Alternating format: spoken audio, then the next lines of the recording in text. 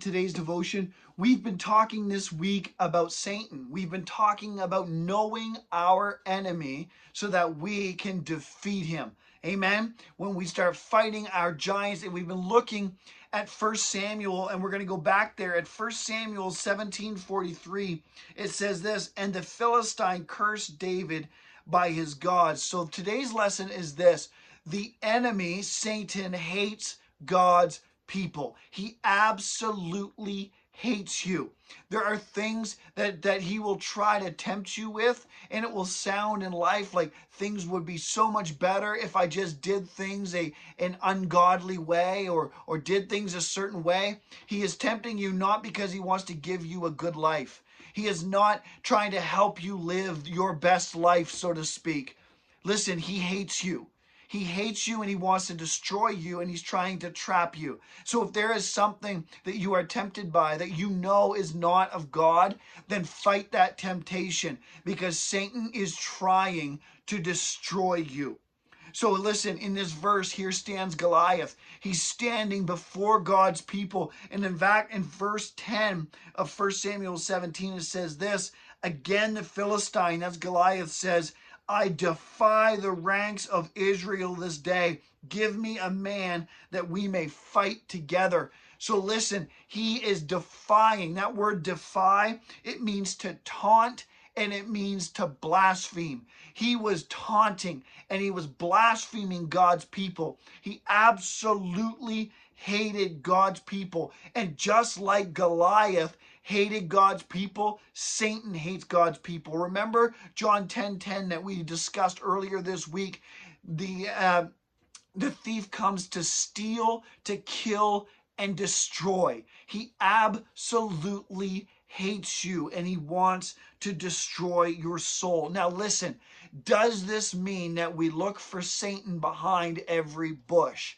No, it does not mean that everything that goes wrong in your life is Satan. Right? Listen, we live in a fallen, broken world. So sometimes we face things in our fallen, broken bodies with sickness and illness that's not Satan. It's the result of a fallen world.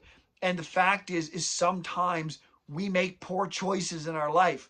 Listen, a fact of life is this: positive choices result in positive circumstances, or positive consequences rather.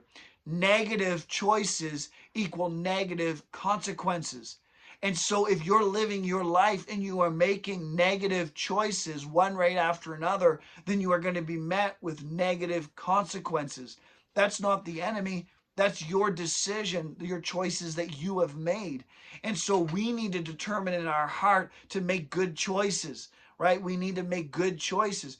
But saying that, the enemy does tempt us. The enemy does attack us. To think that the enemy has somehow in this generation decided that he's going to stop attacking God's people, and that Satan doesn't attack us spiritually, that's ludicrous to think. He's been the same from the very beginning, right? And so here in Psalm 91, we find out exactly how we fight the enemy when we know he's attacking us. And it's this: we turn to God. We turn to God. So in Psalm 91, starting in verse 1, it says, he who dwells in the shelter of the Most High will abide in the shadow of the Almighty. I will say to the Lord, my refuge and my fortress, my God, in whom I trust. For it is he who delivers you from the snare of the trapper and from the deadly pestilence. He will cover you with his pinions, and under his wings you may seek refuge. His faithfulness is a shield and a bulwark. You will not be afraid of the terror by night, or the arrows that fly by day. Listen, Jesus is your answer. We turn to Jesus and the enemy has no way to destroy us, right? So listen, if you're listening to this and you feel like you've been fighting some giants in your life, my first question is this: have you given your life to Jesus Christ? Are you living for him? Have you repented of your sin? Have you committed your life to him? If not, do it today and find that deliverance, find that freedom. If you have, then listen, Put your trust in Jesus Christ. Stop trying to figure it out and trying to fight this battle on your own. The battle is the Lord's, and He is victorious. Listen, I hope you come back tomorrow. We're going to kind of sum up this week's teaching. We meet again. May God bless you.